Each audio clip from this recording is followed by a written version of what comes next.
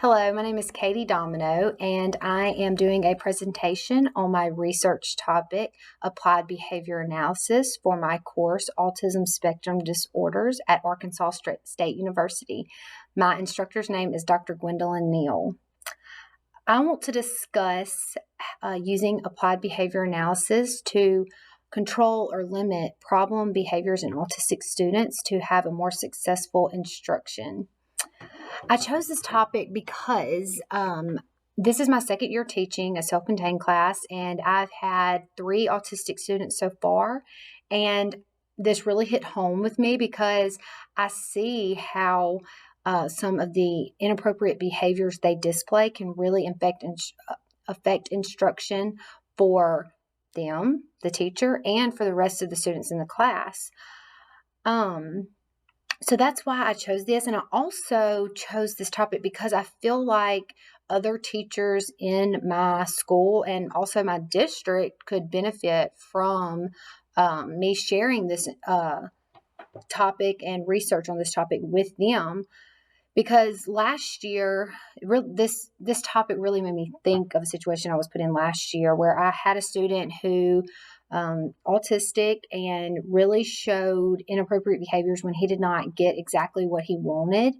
And he was very, very smart. And whenever he had these tantrums and outbursts, it really affected the whole class. And he was in my classroom and in another classroom where he received inclusion services. And I felt like these behaviors really affected instruction for him because the teacher did not know how to deal with these behaviors. Therefore, sometimes would allow the student to engage in an activity that was not always educational, but it distracted him from those problem behaviors and it gave him what he wanted. Therefore, he was not receiving proper instruction all the time. And so when, as soon as I saw that we were having to do a research project, this immediately popped in mind because I need help in this topic. And, with autistic kids, they're so different. And that's one thing about applied behavior analysis is that it's you have to design it to fit the needs of all students. And that's very important. And I've learned that not all districts have the resources to educate their teachers and staff members about autism. It's so diverse and different from each individual. And we don't have an autism specialist in my district. So a lot of things that I've learned have been through experiences. Even though I've only been teaching for 2 years, I have learned a lot. And this research topic was great for me to do because I did learn a lot about interventions I can use to help me in the classroom and my students, and that I hope to pass on to other educators in my building. So, to begin, applied behavior analysis is an evidence-based practice that uses interventions to decrease problem behaviors and increase appropriate behaviors. Some of the main interventions used are antecedent behavior consequence practice, which is called the ABCs of ABA. And it focuses on identifying the antecedent, which is what happens before the inappropriate behaviors or behavior. Then what the behavior is, if it's inappropriate or if it's appropriate, and see the consequence. What happens? How does the teacher react to the behavior? What do they do? Is it a negative reinforcement, positive reinforcement? For example, if a student's playing with blocks, he or she is on the floor playing, and the teacher says, that's the antecedent, is that student playing with the blocks, and the teacher says, it's time to pick up the box. Let's clean up. That's the antecedent. The teacher saying, let's pick up the box. The behavior is how the student reacts. So if the student says, can I have 5 more minutes?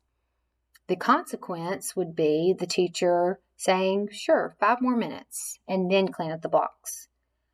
That's a positive reaction, because normally that student may have a tantrum whenever the teacher says pick up the box, and the reaction is negative, and then there's usually a negative consequence. So through ABA, the student will learn how to use appropriate behaviors, and then the teacher uses appropriate consequences, because that was a great scenario. You told the student to pick up the blocks, and instead of having a tantrum, they asked for additional time, and teacher granted it, and instruction ran smoothly.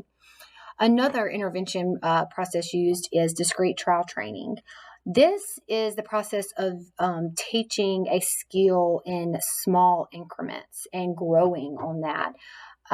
This can be used to teach social skills, math, science, ELA, anything, because you're just basically you observe what is needed. This child needs really is having a hard time identifying colors. So therefore, I'm going to teach this child colors. So you take it one step at a time.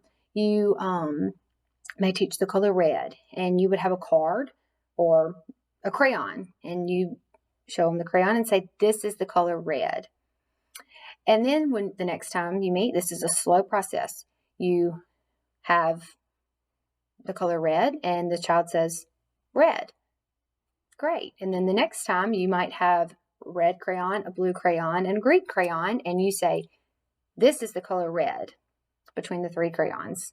Then the next time the student will identify the red crayon out of the multiple colors. And so you don't overwhelm the student with the skill, and you work slowly on it. And that can be applied too with behavioral issues.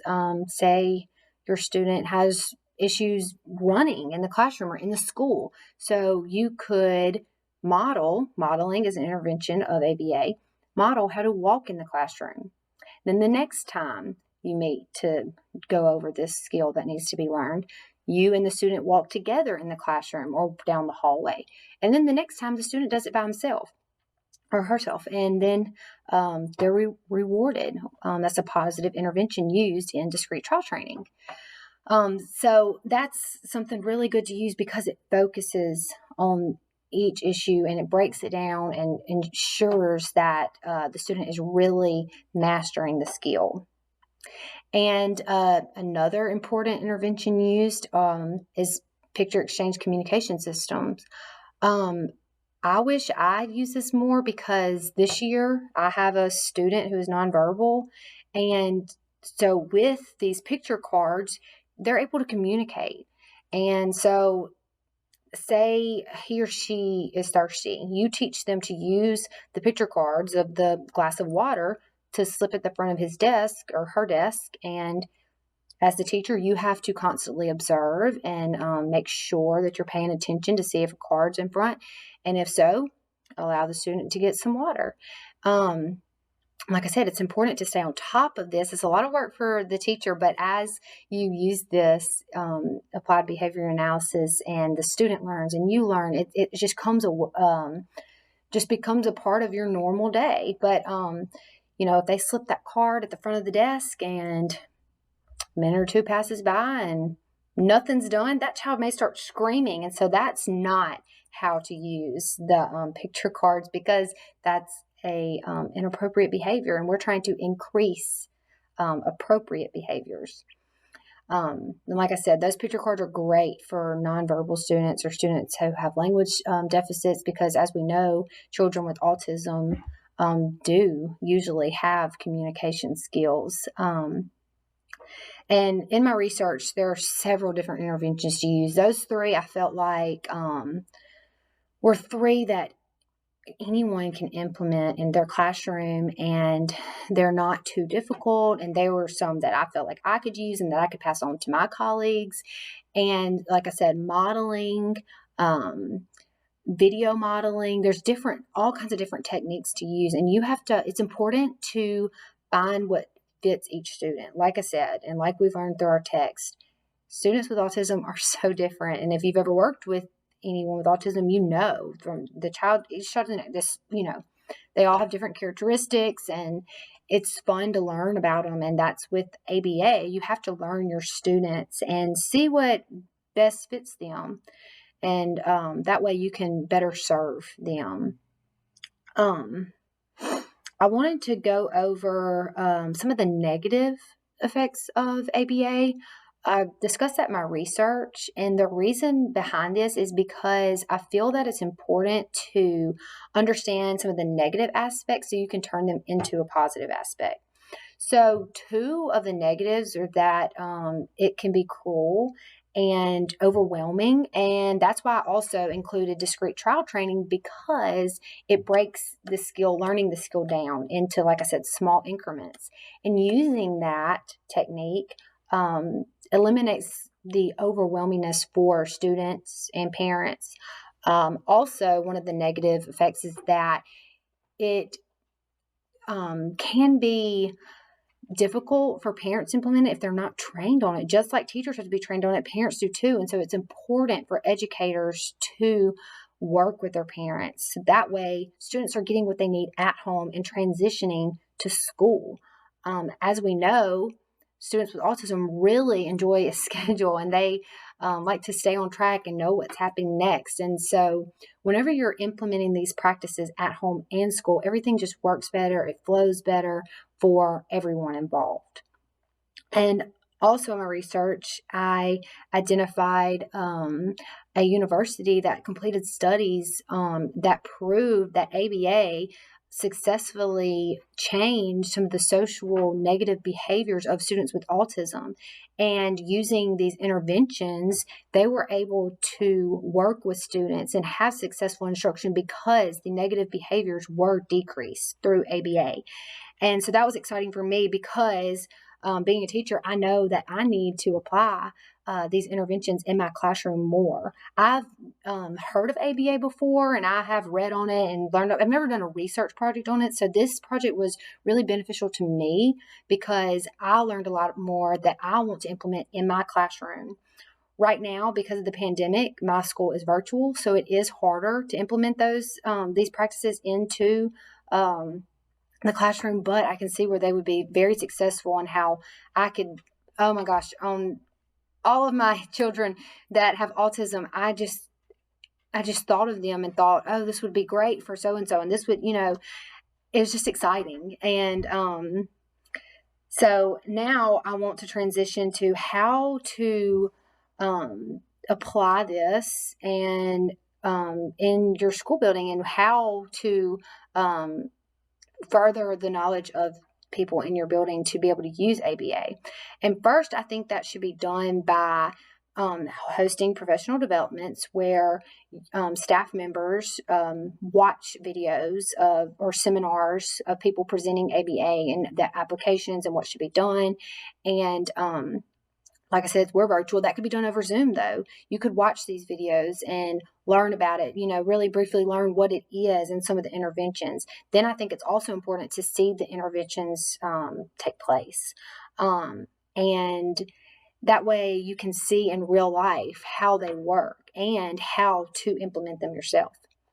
Then I think it should be brought in on a smaller, more intimate setting, just at your school with your staff members, and be a discussion of professionals discussing ABA and some of the issues they have in their classroom where they've seen children with autism, how some of their negative behaviors can affect their instruction, and some of the interventions they think they could use, and then practice them, with each other. Use staff members to work together, and one could model being the student, one could model being the teacher and assistant, because everybody plays a part, and could be the classmates to see how they react to the negative behaviors and then how they react when there's a positive behavior.